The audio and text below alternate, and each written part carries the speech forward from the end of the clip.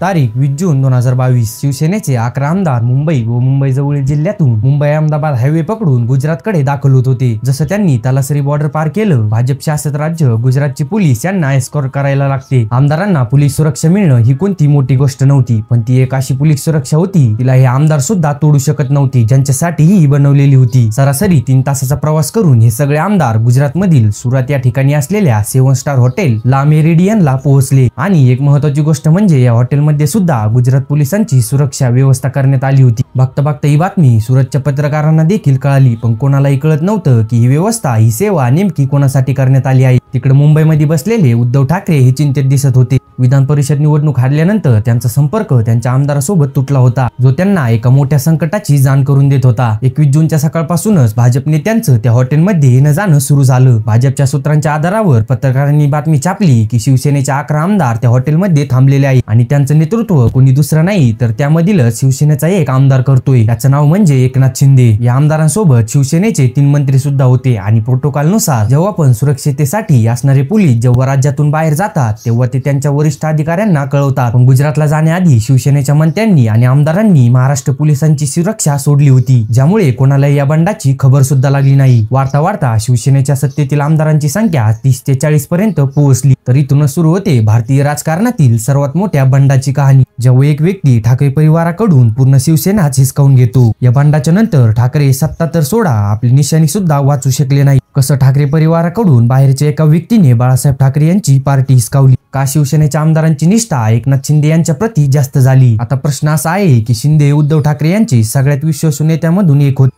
पण ते अचानक बंडखोर का झाले?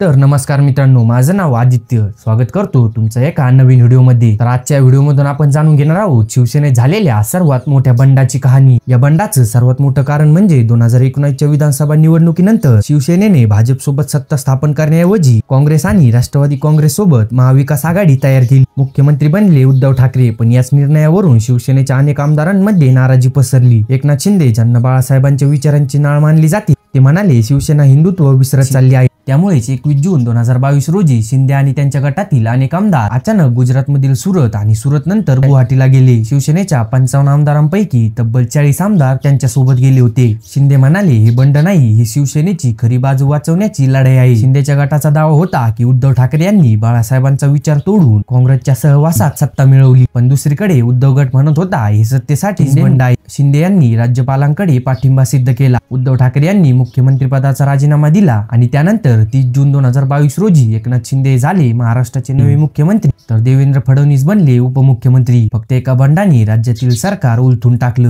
शिवसेना आता 2 भागांमध्ये विभागली गेली आहे, एक म्हणजे एकनाथ शिंदे यांचा गट बाळासाहेबांची शिवसेना, तर दुसरीकडे उद्धव ठाकरे गट म्हणजे शिवसेना उद्धव बाळासाहेब ठाकरे। निवडणूक आयोगाने चिन्ह धनुष्यबाण आणि शिवसेनेचे अधिकृत नाव शिंदे गटाला दिले आहे। राजकीय दृष्ट्या ही विजयाची मोहर होती, पण अनेक शिवसैनिकांसाठी ही भावना होती, आपला पक्ष आता 2 तुकड्यांमध्ये विभागला गेला आहे असं अनेक शिवसैनिकांना वाटत होतं। मित्रांनो, तुम्हाला या बंडावर काय वाटतं? तुमचं मत कमेंट मध्ये नक्की कळवा। माहिती आवडली असेल तर चॅनलला सबस्क्राईब आणि व्हिडिओला एक लाईक करायला विसरू नका। जय महाराष्ट्र।